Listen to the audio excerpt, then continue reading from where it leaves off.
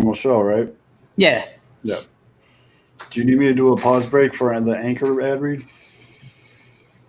Yeah, if you can. If there's like We'll any do it middle in between Sox and Cubs. Yeah. Yeah. Perfect.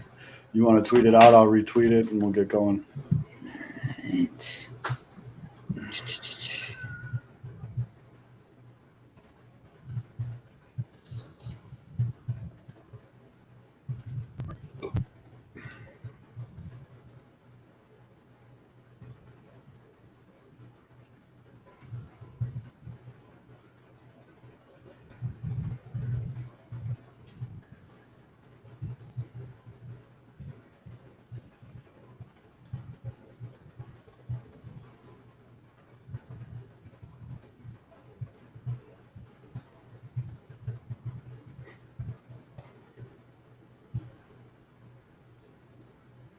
Tweeted.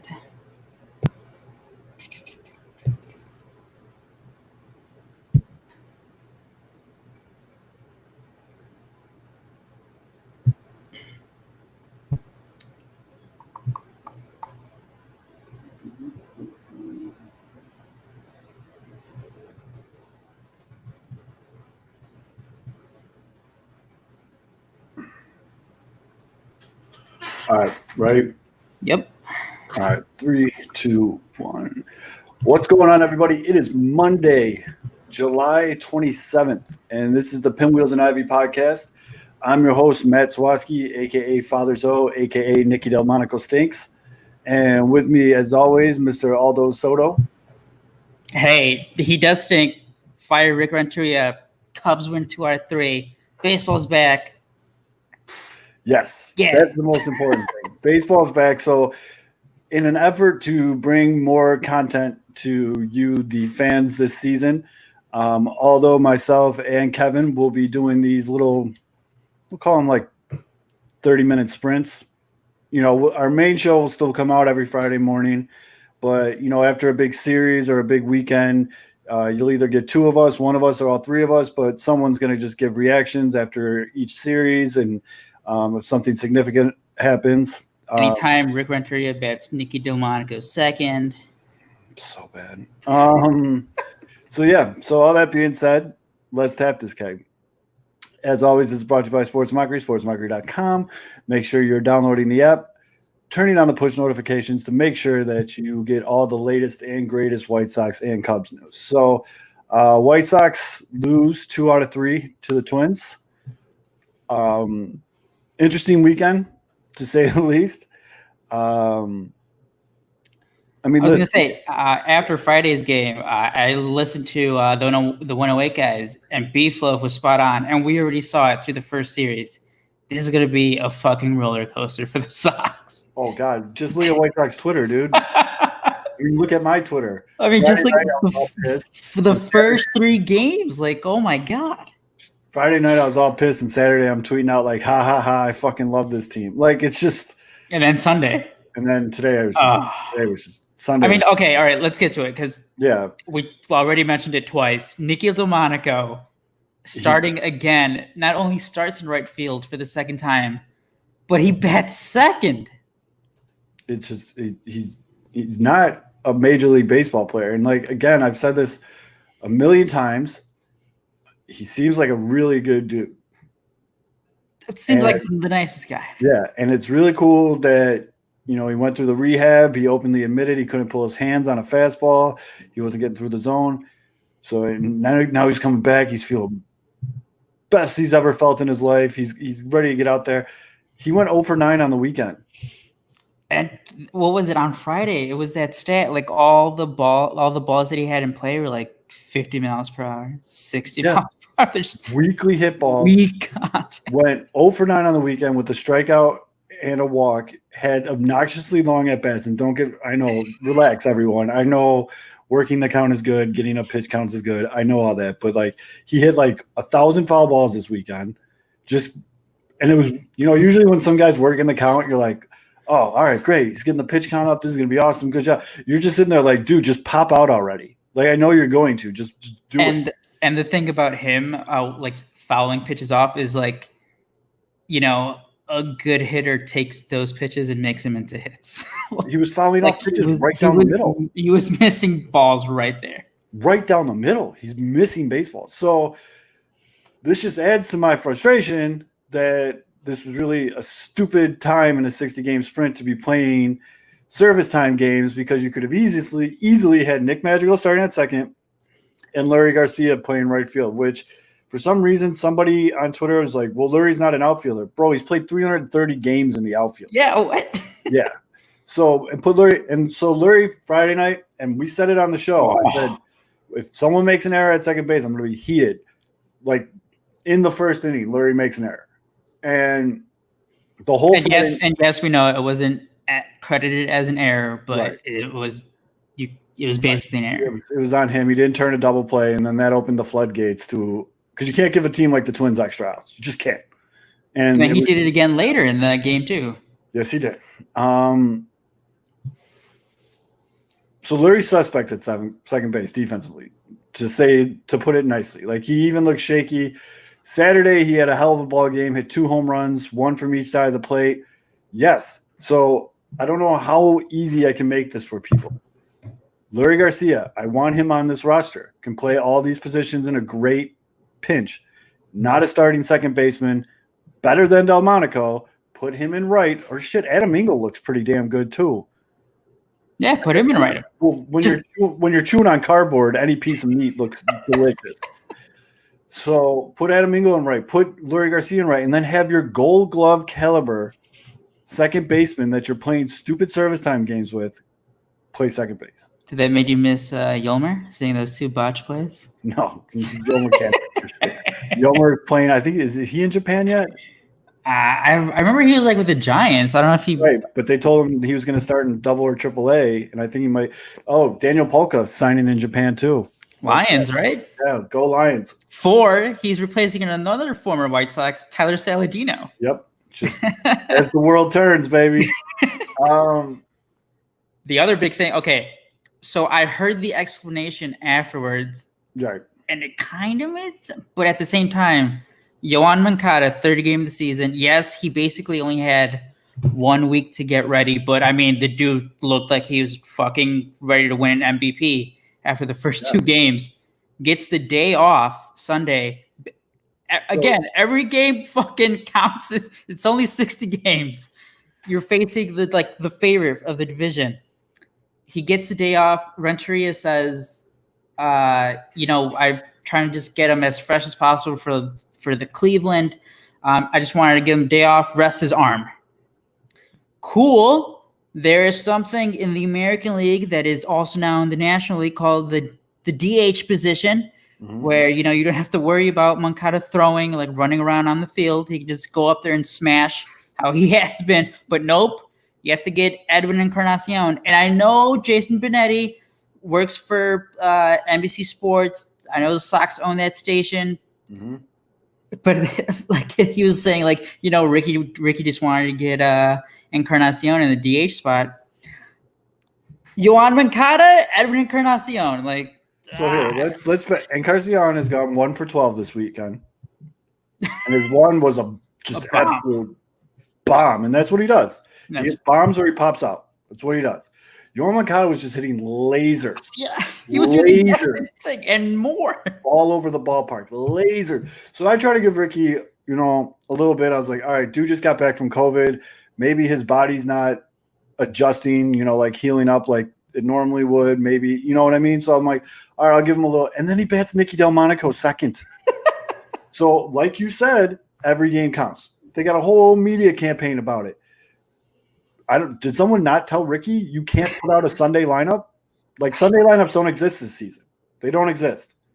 And for those of you that don't know what I'm talking about, during the course of a regular 162-game season, usually on Sundays the coach will give, guys like Delmonico or Chess Lord Cuthbert or hey, he got in. I think he pitched I know he got it. Sunday lineup. Or a Danny Mendick. You know what I mean? They'll get to play on Sunday. It's usually like a transition day. You give your guys a day off before the week coming up, whatever. Maybe you already won the series. You won the first 2 games, just Ricky. Guys rest. If you hear that pounding noise, that's me punching myself in the head because I don't understand There is no Sunday lineups in a 60-game sprint. And he literally put out a Sunday lineup. And so that's lineup-wise. I mean, everybody else, Eloy was hitting good until he just went full send into a wall. You got to get to that. 100% as a concussion. McCann looked good. Mancada hit. Luis Roberts looking like what we all expected him to look. He's hitting balls, just missiles. Tim Anderson's doing all right. You know, he went 2 for 13 this weekend. A lot of good contact. 3 strikeouts, though. I mean, the offense is there. We're going to see this team. Offense is great. The offense is great. The offense is there. It's definitely one of the teams where even when they throw up a 10 spot in the first 2 innings, you're like, I'm still going to watch this because they can come back. You know what I mean? Like, it's just that's where they are, and it's very exciting. Now, the pitching this weekend, woof. Well, woof with an asterisk, and I'll tell you who the asterisk Dallas Keuchel. Because Dallas Keuchel looked phenomenal. Dallas Keuchel looked like – but I will give Ricky credit for this. A lot of people wanted Keuchel to stay in the game, but you could tell he gave up 2 hits, and they were on balls that he left up.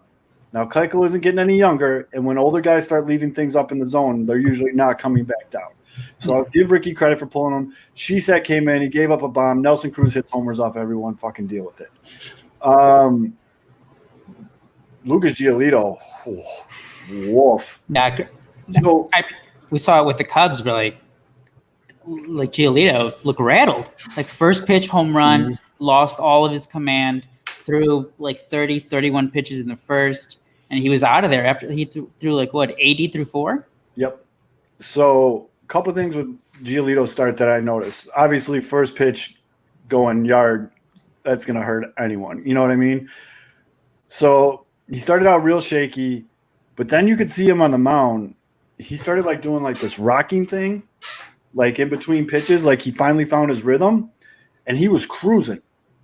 And then who is the Twins' third baseman, the big boy, or the first baseman, the big boy? No. Yeah. So he comes up and he sees Lucas Giolito's in this rhythm. He's working faster. He's in this rhythm, swaying back and forth. He takes his sweet ass time in the plate. He calls for time twice in the box. Threw Giolito off like that. And I mean, bro, you're a major league pitcher. It can't be that simple. Like, I'm on my couch 6 bush lights deep, and I'm noticing this. Like, come on, dude. So took him out of his game. And one other thing we saw this weekend was the entire bullpen because they needed him. How many innings did Keuchel go? Keuchel went 5 1/3. Okay, well, at least they got into the 6th. Yeah. Oh, yeah, and then we have to get to the injuries on Sunday. Reynaldo Lopez. So Ray Lopez comes out on Sunday, and if you're hurt before you start a game, you might want to just, hey, guys. This needs to stop happening for the Sox. Yeah, hey, guys, don't got it today. I'm out. I can't go. My shoulder – the injury was later revealed as shoulder tightness, okay? Hey, guys, my shoulder doesn't feel good. I shouldn't pitch. Instead of giving up a grand slam in the first inning. And it was noticeable. Steve Stone said it. It was he said it right away. He's like, his fastball's down. Last year he was throwing 97, 98 consistently. Yeah, 92, 93. Yeah, he was throwing, and he said it right before he gave the grand slam. And it's like, hey, like, is there not a radar gun in the bullpen? Like, right. If you see that this guy's throwing like 5, 6, 7 miles per hour slower, maybe pull him off to the side, sit him down, be like, hey, if you're not feeling it, we have other guys here. Don't fucking push it. But I mean, so he goes out, shoulder tightness, but the grand slam he gave up, Eloy still doesn't know how to feel for a wall. I have to ask you. Like you said, so he smashes into the wall, no reason to go.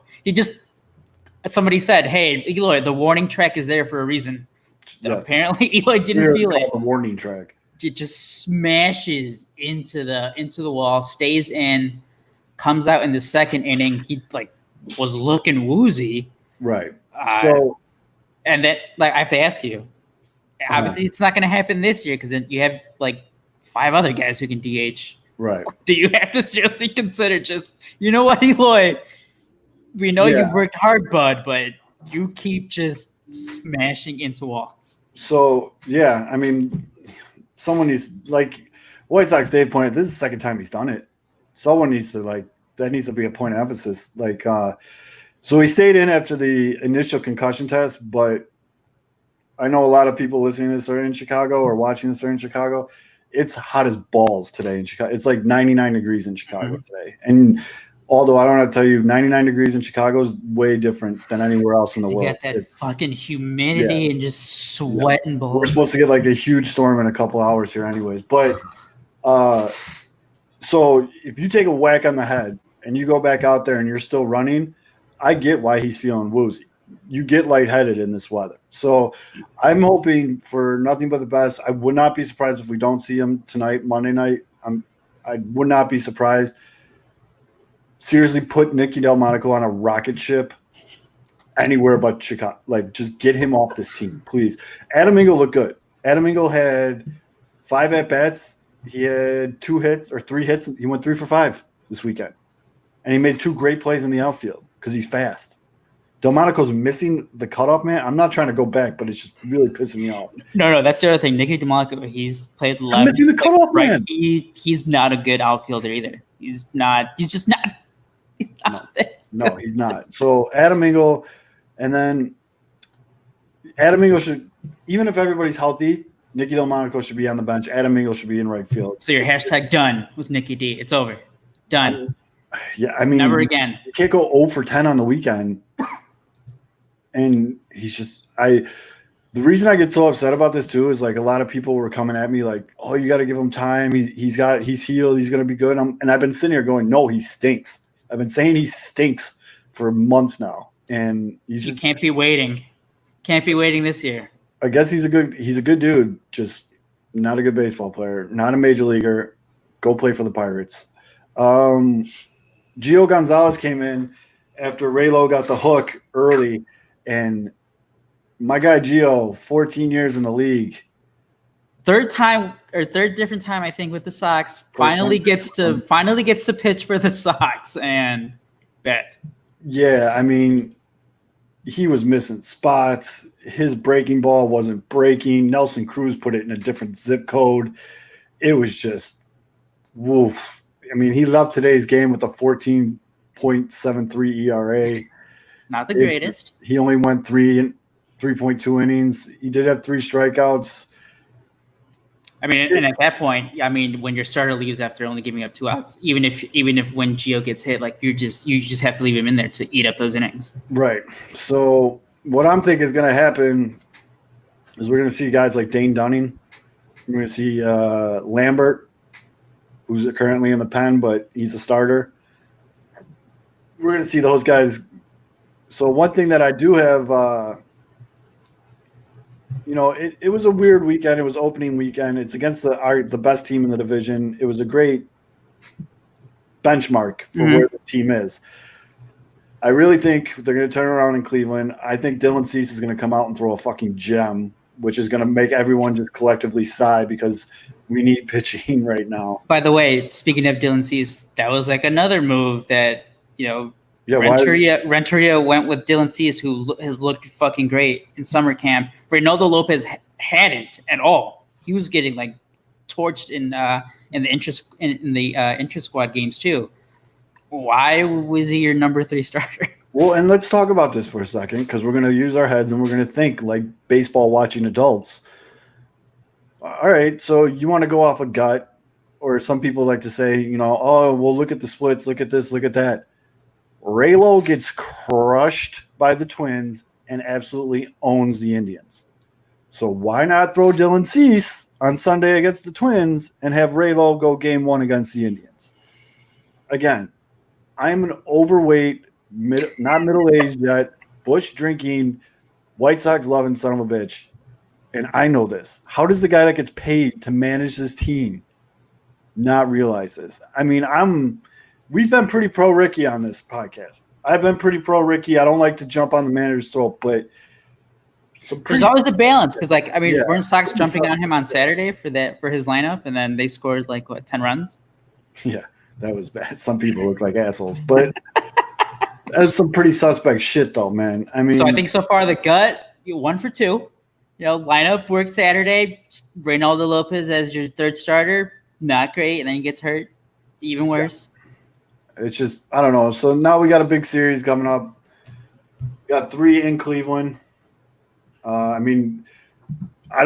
The way that this weekend looks, it doesn't look like we're going to beat the Twins for the AL Central, but the top 2 teams in each division, you know what I mean? And this is great. It's like just with the Twins, how it was a great barometer, great first test just to see what the Sox stack up.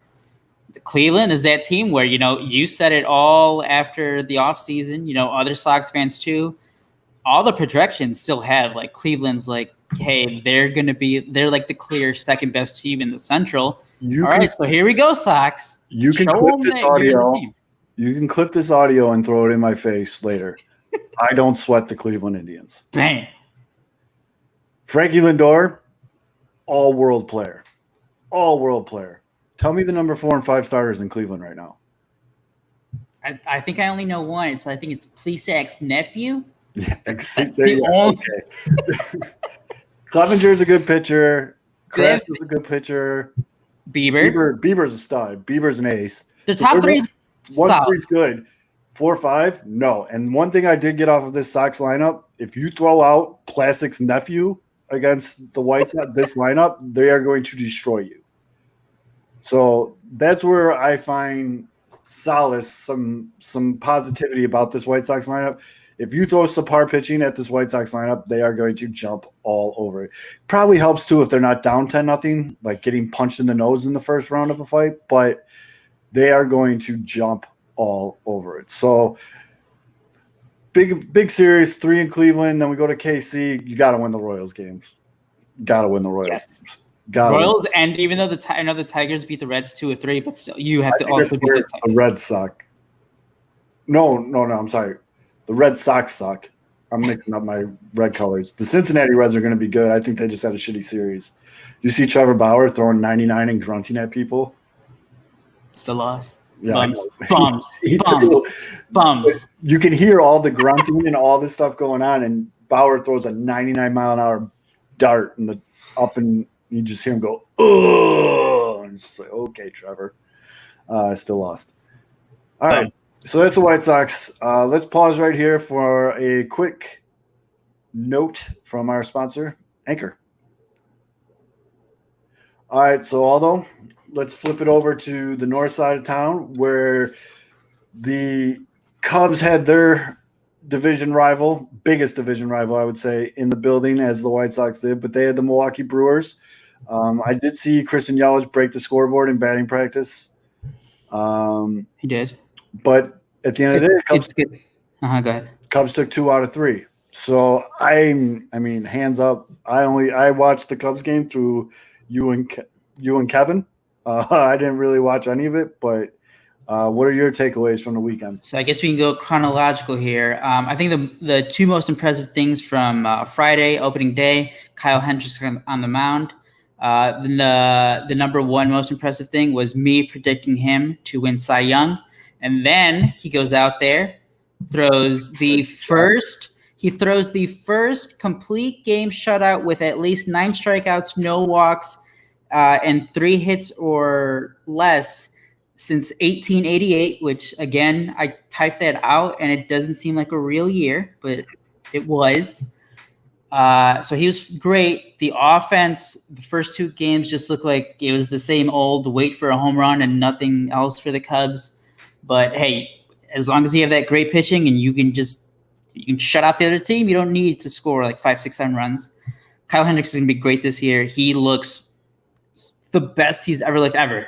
This is like everyone talking. Like his curveball now looks like, I don't know, like think of like the best curveball you've seen. And we saw it in the inter-squad game against the White Sox. Yep.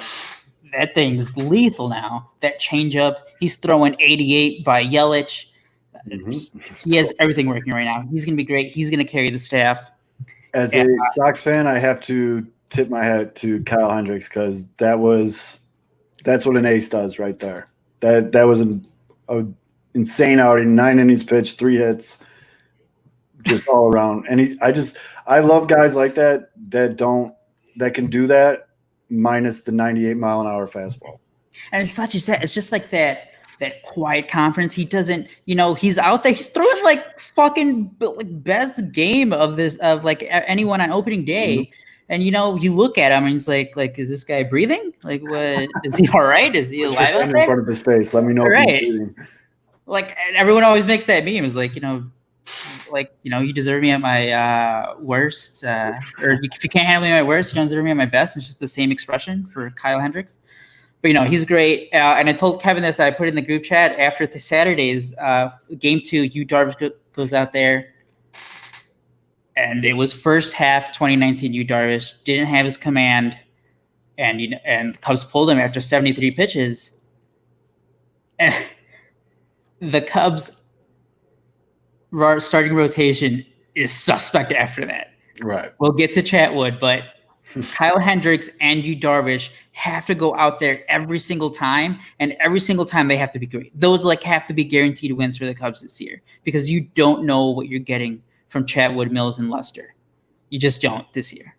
And again, the offense, Schwarber had that long home run to cut it 4-3 on Saturday. And then the bullpen comes in. Brad Wick, apparently he was hurt too, because he was put on the injured list on Sunday. He has like a hamstring strain. And, he's another guy who lost like 3 to 4 miles per hour on his fastball, got lit up by Yelich. Underwood gave up a home run. The bullpen was just what everyone feared. Yeah, here we go again with the bullpen. Yeah, the bullpen. That's been a big topic on this show a lot of times. And it kind of showed they didn't really. But I also want to ask you, getting off pitching, are you concerned about Baez, Hayward, and Chris Bryant going to combine 2 for 36? And I think, I don't think. And Chris had 1 hit, bloop single Sunday. Hayward had a hit. Chris Bryant struck out 6 times. 6 times. He was getting blown away with fastballs. Yeah, that I'm not gonna say concerning. It's too early for that. But not great. It was definitely not because Chris Bryant didn't look good. He didn't. I know he on opening day he saw like 22 pitches through his first 3 at bats. So you love that. Right. He had a couple hard hit balls. He had one ball he flew out to the warning track. So it's not like he's completely. He's not pulling a Nicky Delmonico hitting like 50 mile per hour ground balls to second base. Delmonico. But I'm Chris Bryant is one of those guys where I'm not going to get worried about. Right. Do you think it was batting leadoff? Do you think he just doesn't like that spot? See, I don't think so, because whatever he was doing, it wasn't out of character. Yes, the strikeouts were high, but Chris Bryant he's at like high strikeout numbers in the past. Right. He was still working deep counts. He was going 0-2 to 3-2. He probably could have had a couple walks, got screwed on Sunday with a terrible strike 3 call. Sorry, real quick. Umpiring across the board has been god awful. God awful. It started opening day when Angel Hernandez was trending. But just watching all the White Sox games, I caught the Padres D-backs game on Saturday night. I've been watching it's baseball. It's back. I've been dying for that. I've been nonstop watching. The umpiring has been terrible. I'm talking like a good 6 inches to a foot out of the zone getting called strikes. But sorry, I didn't mean to it's just been bothering me. Go ahead. We'll talk more about that on Friday morning. That's been very noticeable. Cubs lose. The bullpen doesn't look good. Yu Darvish, not good. The Cubs, apparently they don't know how to do a rundown, because the exact same thing that happened to him last year happened on Saturday. So that was embarrassing.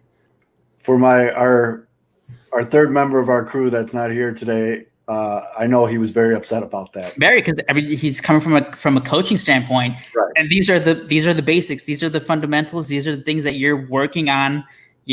Those early camp drills, those early mornings. That's what you're doing out there. All right, guys. We're gonna do the rundown drills, and The Cubs look like. Anthony Rizzo just out of position, as Kevin pointed out, both times, just not good. And then the Cubs get an out on a rundown like the very next inning. So that was fucking rough. So let's switch it to positive. The positives, though. Nico Horner. Nico look. Oh, it's weird. Giving your second baseman prospect start 1. What does he do? He goes 3 for 7, hits timely hitting, and looks good in the field. Oh, look. All that could have happened on the south side. I'm sorry. So you like by Friday, right? Right? Nico Horner looking great at second base. He's got the high socks going. I know. I appreciate that. I like high sock. I was always a high sock guy. Making contact, getting hits. Love it. Loves a great start for him. I love that Kevin was spot on. Maybe the Cubs, they're just going to go with Nico. I know Kipnis got the start on Saturday, but everyone, like mostly everyone thought, all right, Kipnis is probably he's like penciled in opening day, second baseman. But no, the Cubs went with Horner, and I think he had a hit that game, a couple more hits Sunday. Great start for him. Kyle Schwarber killing the ball, hit a 2-run homer on Saturday, drilled another a double. He had like 112 miles per hour double on Sunday, had a walk. So he's looking good. Ian Happ, 2 home runs. I think both opposite field home runs for him. And then let's see, Contreras, 450-foot bomb looked off Justin Grimm, who is terrible now and has been for 3 years. Sure. Rizzo, 2 home runs. I mean, so as frustrating as like the offense looked, there was that inning on Sunday where they scored 4 runs in the 4th inning, and it was like walk, single, or like walk, single, double, walk, single. And it was beautiful. Just keep that line moving, put the pressure on the pitchers. And you know what? Again, another shout out to Kevin. Spot on with at the end of his quick hitter from Saturday night, when he's like, the Cubs have done a great job of getting to the bullpen the first couple of days, working the starters. And if they can do that again early on Sunday, they're going to get to that bullpen. And they did exactly that. They went from 1-0 to 5-0, and then they just added on in the later innings with the home run ball. So that was great to see. Tyler Chatwood, 6 innings, only gave up 1 run, had everything go. This was basically the dream that Theo Epstein had when he signed him. It was like, yes, this guy has control issues, but when he is on, he's filthy. He was making everyone look foolish. The breaking stuff, the fastballs, or when he can just locate that fastball, just throw it for strikes sometimes. He is so nasty. So that was great. I'm not going to expect that every time out. I basically thought these starts were going to be switched between him and Yu Darvish, but right. If you can get 2 out of 3 starts where you go at least 6+ innings for the first series of the season, you take that every time. You take that every series. And then, the bullpen, Casey said, as you said earlier, as he said earlier with the Sox and how it's hot in Eloy, Casey Sadler made his debut for the Cubs, and that guy was like pouring sweat. Yeah. He was like that gif of the guy just has sweat dripping off his face, and he walked the guy. But I mean, and he had to get a towel, and it was funny. Like with the whole procedures, like pitchers have to bring their own towels. So like somebody had to go to the bullpen. Oh yeah. And then Baez had it, and then Baez had to run the towel to Sadler. It was baseball in 2020. But Kyle Ryan came in, got a big double play. Chris Bryant, and this is why I'm not bothered at all by Chris Bryant. Chris Bryant had a terrible week at the plate, 1 hit, went 1 for 13 as 6 strikeouts. Made some great plays on the field. Turned a great double play to get out of the 7th. Made another nice play later on. So he's fine. What else? Chatwood, the bullpen. I want to go back to Friday's game, the opener. We almost got our first fire David Ross tweets going. Oh, so the Cubs were up 3-0. We go to the top of the 9th. Everything seems it's under control. There's no way the Cubs are going to lose this. The Brewers get their leadoff man on, and then there's 1 out, and then another out, and I think Yelich is up, or Yelich got out, and it's against Kirsten Hira. Right-handed hitter. Well, he looked really good, by the way. Oh, no, that guy's a stud, too. And second baseman who makes contact and good in the field. Hate to see it. Hate to see those guys on the roster. David Ross comes out because, Kyle Hendricks is like at 101 pitch or something. And you're thinking, is he really going to take out Hendricks right now and bring in Kimbrel? But no, he just I think he just told them, hey, this is probably going to be your last guy, and thank God that Hendricks did get that out, because there could have been a situation where Craig Kimbrel came in with the tying run at the plate. But again, 2 out of 3, 60-game season. It's like you're winning. Each game is basically 3 games. Yep. So let me ask you this. because I know how it was for me watching. I was in this like it was like a playoff game. Every pitch I was hanging on. I'm tweeting like crazy. Twitter's blowing up on every little thing, and it's just like, whoa! Like, how did we go from 0 to 100 so fast? I don't know if it was there may or may not have been a wager on Friday night's game on my part, so I don't know if that played into it. But and for the Cubs at least, I know for the Sox on Friday, I mean those games were blowouts. Even when they won on Saturday, it was you guys like just destroyed the pound the White Sox over. Sorry. Yes, everyone should every game doesn't matter. Just start making it 50. So I don't know if it was just like the combination of putting down some money. You want to obviously win that. Right. First game of the season. It was a tight score, at least for the Cubs. Mm-hmm. It was like 2-0 from like the 4th until the 8th when Rizzo hit a home run. So like after that, you kind of breathe a little better. It's a 3-run lead now. Even if they get a runner on, if a guy hits a home run, it's not a tie game. But yeah, no, I definitely felt that. It was like that. It was like you said, like watching playoff baseball. That like sinking feeling in your stomach was bad. And I'm like, what the hell is wrong with me? It's game 1 of the year. Dude, same. And like people on Twitter are going nuts. Like Beeflove and everyone's like, it's good to see that Sox Twitter is already in midseason. I'll put it out there. I was pretty drunk. And I was losing it a little bit too. And like I was all over the place. Oh, and just because we're recording this on Sunday night, Ray Lopez has talked to the media. He said he felt good going into the game, but then the pain was increasing with every pitch. It was becoming more difficult with every pitch. It was very difficult to pitch when you're feeling something like that. I tried to battle through it, and I just wanted to get through that inning. I will remain positive, and with God's blessing, everything is going to be okay. Injured list? Don't like any of that. And then here's the ultimate. I feel like this is so backhanded. First of all, I didn't know who the hell Jake Cave was until this weekend. But now I'm very well aware of him, especially as he hit a grand slam on Sunday. But Dan Hayes, former White Sox reporter, now Twins reporter, still don't know how that works. Jake Cave said to him after the game, I actually think they're going to be a very good team. I just think we're a better team. Oh, yeah. There you go, Sox fans. You got your bulletin board material. Yeah, that was – that gif of Bart Simpson that says, like, at least you tried, and then he throws it away? That was Jake Cave doing that to the White Sox. The other thing that I wanted to point out, I always like to bring up when someone makes a really good point on Twitter that I agree with. I like to shout them out on this show. Obviously, we're a very Twitter-centric podcast. Friend of the show, James Fox. Follow him at James Fox 917.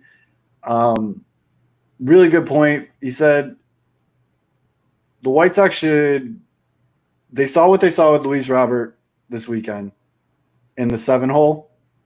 It's time to start grooming him as your leadoff guy. It's time. He looked like a 10-year vet. He didn't look shaky. He didn't chase bad shit. He was taking good pitches. He's a very aggressive hitter by nature. You know what I mean? He was going at the first pitch. If he's going to be your leadoff guy for the next decade, which everybody thinks he's going to be, now's the time. Him and Yohan 1 and 2. And you know what? It doesn't. I'm going to say this. And I know this was a conversation. I think we did talk about it before everything was shut down. So like this was like back in March or maybe February. Mm-hmm. You can make an argument that Jose Abreu should not be batting third. No, he is not your team's third best hitter. The third spot is your best hitter. So the 108 made a great comparison. I love those guys. The 108 by the way, although I don't know if you watched the White Sox broadcast for any of the games. A lot of shout-outs, right? That's like their second programming. A lot of shout-outs to the 108. And I love it. I mean, dude, those guys have been nothing but cool to us. They're very good dudes on and off the content field or whatever. I mean, I don't know. I'm just very, very happy to see them doing well. But they made a very, very good comparison about Jose Abreu, who went 3 for 13 on the weekend. Jose Abreu has now, and Chicagoland people, I guess you have to be a Chicago person to relate to this, but Jose Abreu is that 48-year-old dude on your 16-inch softball team that goes up and he just hits, he hits it where they're not. And he bats 750, and he gets his base hit, and he's not fast, and he just kind of trucks down to first base.